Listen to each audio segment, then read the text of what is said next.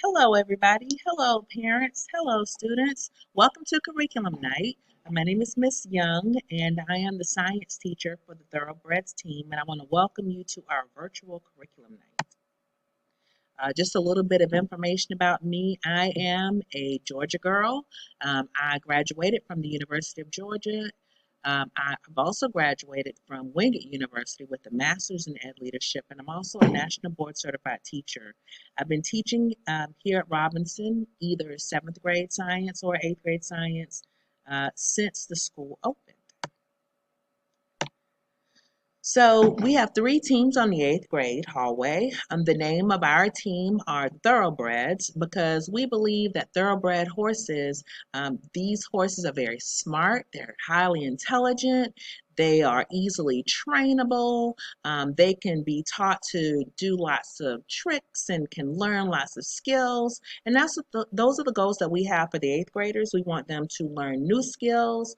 We want them to try new things that they haven't tried before and even brush up on some old skills that they may just not um, have received a lot of practice in, but could use practice with in order to prepare them for high school.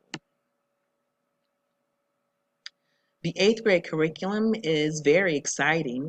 Currently, right now, we are studying Earth's history, and we're trying to understand how geologists and paleontologists, how they study rocks and layers of rocks and fossils trapped within those rocks to understand the changes that have happened in Earth's history.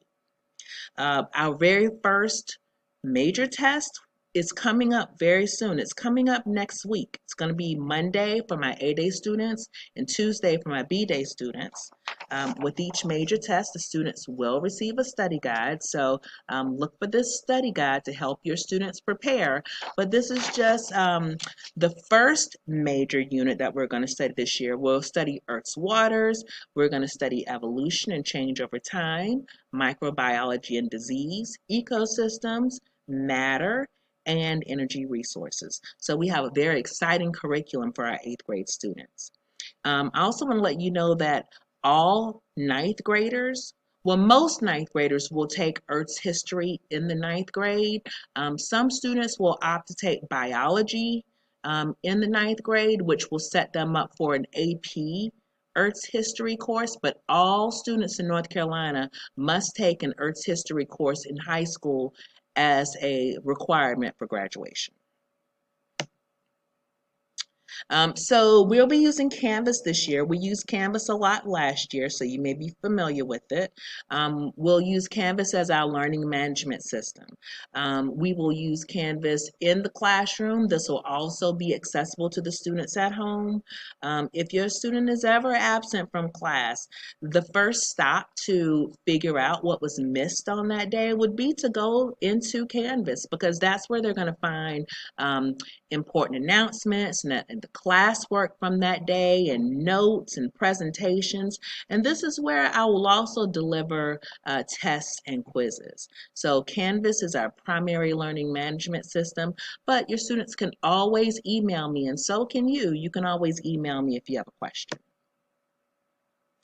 We will have a strong literacy connection this year. This year, each student has received an EOG Coach workbook, and this workbook is designed to accompany the eighth grade curriculum. It is jam-packed with lots of short summaries for each unit that we'll study this year. So you can look through the table of contents and find the matching lessons to just so that the students can get a little more background or a little more support with the content that we're studying in class. But we'll do lots of reading. That's essential for learning. We'll research topics. We will read current event articles. We will have discussions, and we'll use text to help the students develop understanding of our content. At Robinson, we believe that students benefit from having a growth mindset.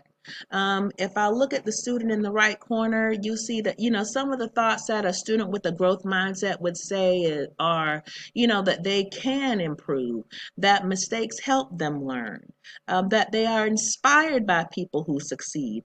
And students with a growth mindset understand that their effort and their attitude makes a difference. So at school, there are certain skills that we want the students to engage in. We want them to make sure that they're writing their homework. We want them to make sure that they write their homework in their planner and that they ask for help when needed and they listen carefully. And of course, behavior is important to staying focused on class and staying focused on learning. But there are lots of things at home that can be done as well, like having a set study time at home and completing homework in a timely manner, and using a calendar, such as the calendar in their agenda, to keep track of important dates, like the date of a next test or the date that a project is due. So when we think about the success of a student, I like to think of the image of an iceberg. There's a lot of things that take place behind the scenes or beneath the water that lead to success that people don't see. Below the water, we see the word persistence. Persistence is necessary. We have to maintain that focus even during the tough times.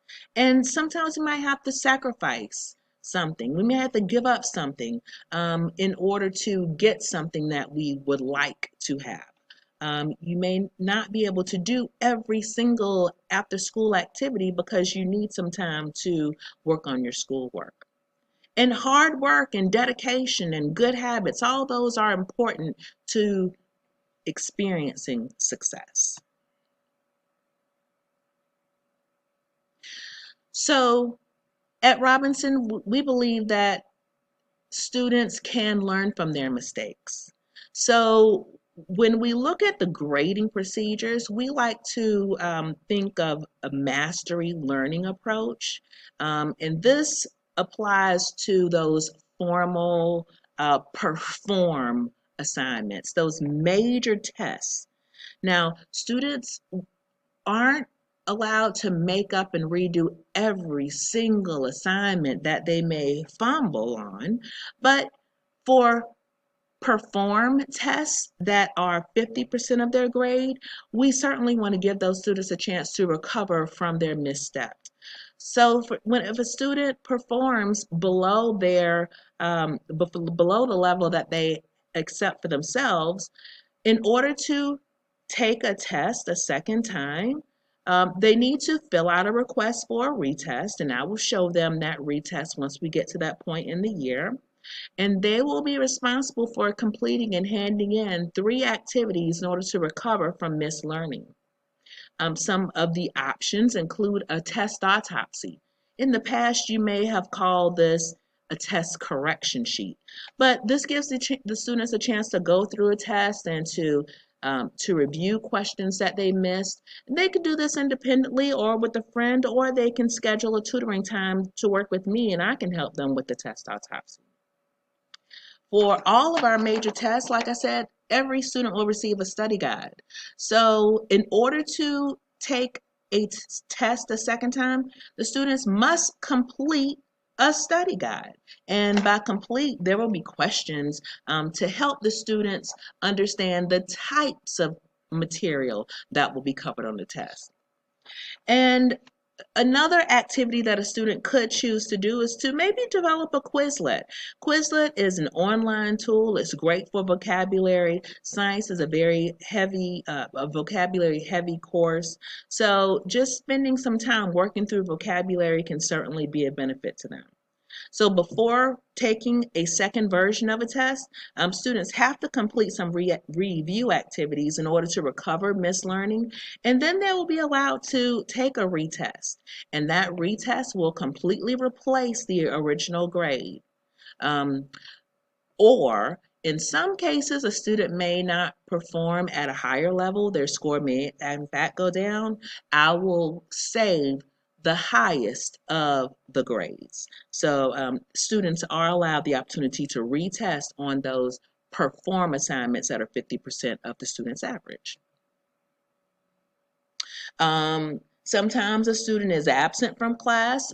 Please remind your student, you start with Canvas. That is your primary resource for accessing materials. Of course, you can email me, but my message in return will be, check Canvas, look for the assignments under the date that you have missed, you know, um, hopefully they may have a friend. If they don't have a good friend that they can rely on in class, they can send me an email to ask for more help and clarification on materials that they missed from an absence. So although all of my grades will be stored in PowerSchool and the assignments will be stored in Canvas, do not count on Canvas as the primary resource to access your students' grades. All grades can be accessed through PowerSchool. Now, this year, CMS has a new grading policy, and assignments are broken down into three categories. We have the prepare category, that's 20% of the overall average, the rehearse category, which is 30% of the overall average, and then we have the perform category. That is the portion of the student's average that is composed of those major unit tests and projects. And again, our first major test is this coming Monday and Tuesday. Um, Remind your students to write their homework in their planner. That's what we expect the students to write their assignments. Assignments can always be checked in Canvas, but it is the student's responsibility to make sure that they write it in Canvas. I do stay after school on Tuesdays to support those students that may need a little extra help.